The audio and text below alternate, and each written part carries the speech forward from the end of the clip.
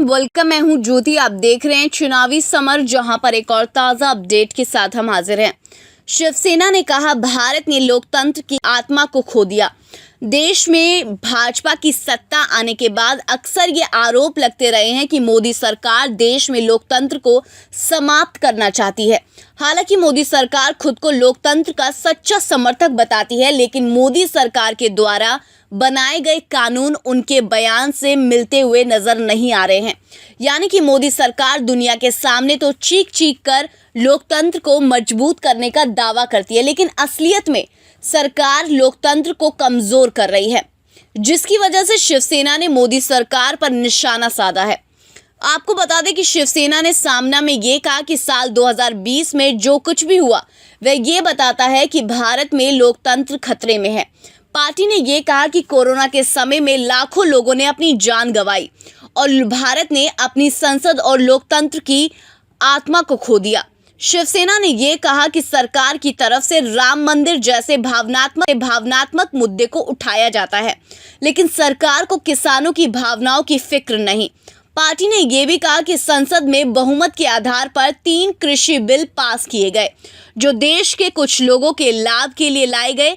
और शिवसेना ने यह भी कहा कि कोरोना के कारण लागू हुए लॉकडाउन पूरी दुनिया वित्तीय संकट में है। पार्टी ने यह भी कहा कि यूएसए ने अपने नागरिकों के लिए एक वित्तीय पैकेज की घोषणा कर दी है, जिसके तहत हर एक नागरिक के खाते में करीब 85,000 रुपए जाएंगे। ब्राजील और यूरोप में भी ऐसे पैकेज घोषित किए गए हैं, लेकिन ऐसा लग रहा है कि भारतीयों की जेब खाली रहेंगी। पार्टी ने यह भी कहा कि लॉकडाउन के कारण कई लोगों को नौकरी से हाथ धोना पड़ा, कई को वेतन कटौती का सामना करना पड़ा।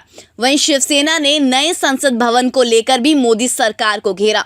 पार्टी ने यह कहा कि एक नई संसद अधिक लोकतंत्र नहीं लाएगी। इस दौरान शिवसेना ने पीएम मोदी को संसद भवन के निर्माण की बजाय स्वास्थ्य के बुनियादी ढांचे पर 1,000 करोड़ का निवेश करने की सलाह दी।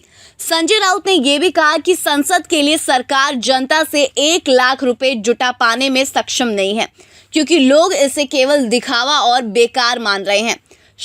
शिवसेना राउत ने यह भी कहा कि साल 2021 में जो होगा वह अनिश्चित है। पार्टी ने यह भी कहा कि नए साल में लोग अपने परिवार का ख्याल रखें और देश का ख्याल मोदी रखेंगे।